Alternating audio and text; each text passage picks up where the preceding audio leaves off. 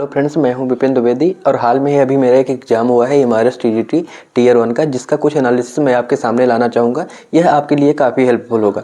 आपको वीडियो की क्वालिटी पे नहीं जाना है। आप किसी भी फील्ड में हो, अगर आप जॉब कर रहे हैं या तैयारी कर रहे हो या किसी अदर एग्जाम की भी तैयारी कर रहे हैं, तो भी आपको यह वीडियो ज़रूर देखना है, क्योंकि इस वीडियो के माध्यम से आपको बहुत हेल्पफुल होगा आज के एजुकेशन सिस्टम को जानने का कि क्या है, क्या पैटर्न है और हमें क्या दिखाया जाता है, वास्तव में क्या सच्चाई है।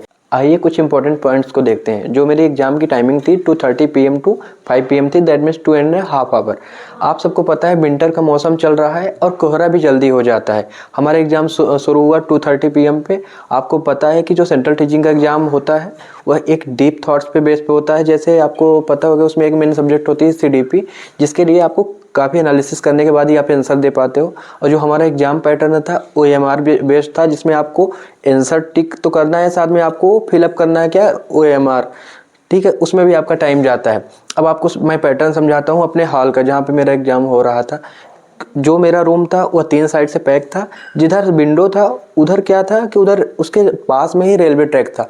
उसको कवर अप करने के लिए इन्होंने एक दीवार उठा दिया था, जिससे जो सोर्स ऑफ लाइट था वो लिमिटेड हो गया था, मतलब इतना काफ़ी नहीं आ रहा था रूम में।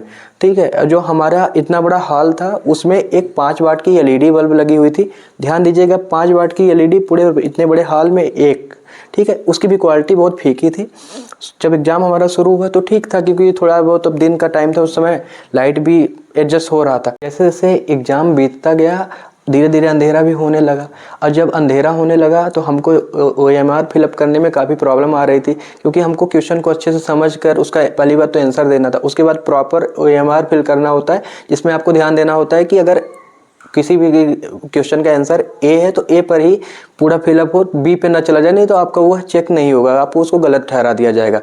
अब ऐसे ऐसे करते अब तो 5 बजने वाले थे। 5 बजने में मात्र 5 मिनट बाकी थे। तब वहाँ के सेंटर जो हेड होंगे, जो भी हो मुझे नहीं पता, वो आए बोले कि अगर आपको किसी को भी दिक्कत आ रही है, लाइट का इशू है, तो आप बता सकते हो। ध्यान दीजिएगा, मात्र 5 मिनट बाकी थे। ये कोई रील वाली स्टोरी नहीं है, रियल एजुकेशन की मैं बात कर रहा हूँ। जो मेरे साथ हुआ है मैं आपको बता रहा हूँ। ये सारी बातें बताने का लॉजिक ये नहीं है कि मेरा एग्जाम कैसा गया है, मैं कोई एक्सक्यूज दे रहा। मेरा एग्जाम नो डाउट अच्छा गया है, पर हम में से आप सबको आगे आना पड़ेगा। जहाँ पे अगर कोई भी समस्या आती है आपको आवाज़ उठानी पड़ेगी। मैं तो अपने रास्ते पे निकल दिया हूँ, क्योंकि अगर मैं कहीं भी गलत देखूंगा, क्योंकि आपको पता है जो न्यू एजुकेशन पॉलिसी आई है, नई शिक्षा नीति जिसको बोलते हैं, वो क्या बोलती है कि टीचर एज ए फैसिलेटर होना चाहिए, मतलब सुविधादायक, जो बच्चों को तरह तरह की सुविधाएं प्रदान करे। तो आपको अगर उन बच्चों को ट्रेनिंग देने वालों के लिए अगर आप सुविधा प्रदान नहीं कर सकते, तो आप कैसे उम्मीद रखते हैं कि आगे चीज़ें अच्छी होगी। एक लास्ट पॉइंट जरूर आप याद रखिएगा कि ये जो मेरा पर्सनल एक्सपीरियंस है, आपको कोई कोचिंग संस्थान, कोई भी टीचर, जितने भी आपको यूट्यूबर हैं या तरह तरह की नई कोचिंग है, ऑनलाइन कोचिंग, ये आपको दावा करती है ना कि मैं ये एग्जाम करा दूंगा, वो कर दूँ, सब निकलवा दूंगा आपका। किसी से कुछ नहीं होता, क्योंकि आप कोई भी एग्जाम देने जाओ, लड़ना आपको है, फाइट आपको करना है। और मेन मैटर ये करता है कि उस सिचुएशन में आप कैसे उन चीज़ों को हैंडल करते हैं। जैसे आप अभी कोई एग्जाम देने जाओगे तो आपको वहाँ पे 2.5 घंटे में कितनी चीज़ें क्या झेलनी है, कैसे आप किसी चीज़ का उत्तर दे पाते हो। इसलिए आप उन सभी से ज़्यादा डिपेंडेंसी अपने ऊपर दिखाइए, मेरा यह मानना है, सिंपल सा।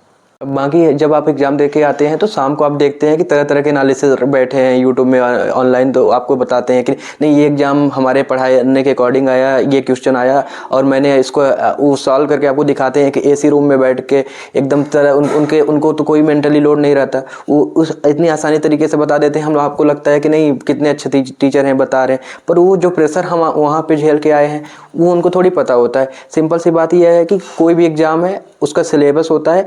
अगर उसमें आपको सिंपल सा जैसे फ्रैक्शन आ रहा है, तो कोई भी टीचर अगर फ्रैक्शन पढ़ा रहा है तो उसी से क्वेश्चन आएंगे, सिंपल सी बात है। लेकिन सॉल्व तो आपको करना पड़ेगा ना, सिंपल सा आपको जागरूक बनना है। अब बिल्कुल इसीलिए किसी का अगर आजकल जो कंपटीशन बढ़ा है उसका सबसे बड़ा रीजन यही है और कुछ नहीं। एग्जाम को इन्होंने इतना ज़्यादा क्या कर दिया है, कठिन कर दिया है।